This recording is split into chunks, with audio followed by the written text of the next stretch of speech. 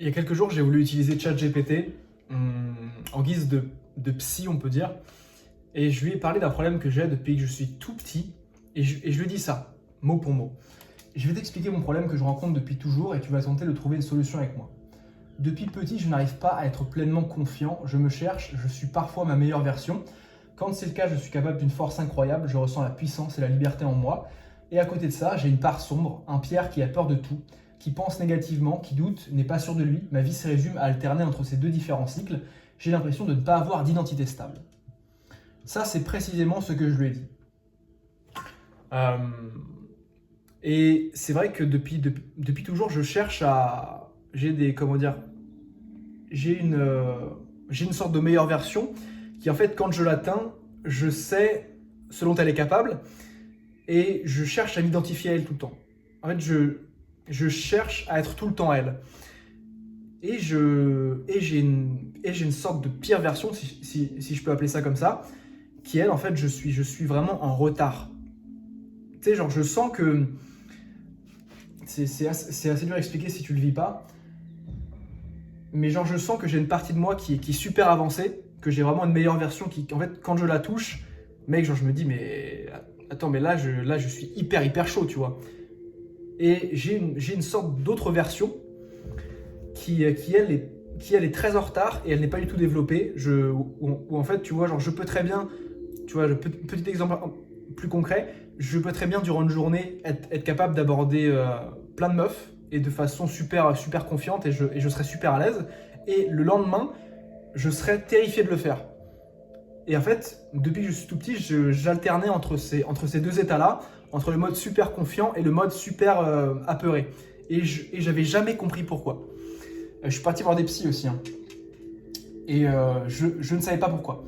Et là, ChatGPT m'a dit mot pour mot, je vais te le lire, le vrai nœud du problème, le plus important, c'est que tu cherches inconsciemment à éliminer ta part sombre.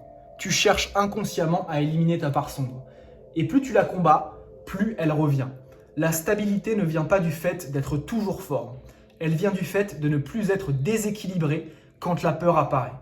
Un homme stable n'est pas celui qui n'a pas peur, c'est celui qui ne négocie plus avec elle. La solution n'est pas de te trouver. La solution, c'est de te choisir. Ton identité ne doit plus être quand je vais bien, je suis confiant et quand je vais mal, je suis perdu. Mais je suis celui qui avance, peu importe l'état. Mec, j'ai lu cette phrase et tout a fait la différence. Tout a changé. Je te garantis, vraiment là, je te regarde dans les yeux, cette phrase, elle a fait toute la différence. Parce que c'est exactement mon problème. C'est quand je vais bien, je suis confiant et c'est moi. Je m'identifie à cette version. Mais par contre, quand je vais mal, je suis perturbé, je suis bousculé. En fait, je me faisais trop perturber par les événements extérieurs et je n'arrivais pas à construire une réelle identité et une vraie stabilité intérieure parce que j'étais contrôlé par mes différents états en fait. Donc par mes différentes émotions. C'était pas moi qui contrôlais mes émotions, c'était mes émotions qui me contrôlaient. Et juste cette phrase de « je suis celui qui avance peu importe l'état », mec, là je l'ai même noté là, mais en fait, si tu veux, cette phrase-là, ça m'a fait me réaliser qu'en fait, devenir ma meilleure version, c'est de pas toujours me sentir bien, c'était rester moi-même et rester, comment dire, ne pas partir dans tous les sens quand tout allait mal. Donc c'est en fait de continuer d'avancer même si tout va mal. Et donc ce que j'ai fait après ça, c'est que j'ai arrêté de chercher à devenir ma meilleure version. J'ai plutôt voulu que ma pire version arrive pour pouvoir la développer. J'ai cherché à accueillir ma pire version. J'ai cherché à, comment dire, je n'ai plus attendu de putain, vas-y, il faut que je sois ma meilleure version, il faut que je sois confiant, il faut que je sois au top. J'ai cherché à vraiment développer ma pire version. Donc, je lui ai donné de l'amour en fin de compte. Je l'ai accueilli. Et depuis ce jour-là, je n'ai plus jamais ressenti ma pire version. Je vais répéter parce que là, c'est vraiment super important que tu retiennes ça. Depuis que j'ai accepté d'être ma pire version, je ne suis plus ma pire version. Alors, est-ce que ça veut dire que je suis toujours ma meilleure version? Pas forcément. Pas forcément, parce qu'il y a des moments où forcément, bah, t'as de la merde qui t'arrive en fait, tu vois.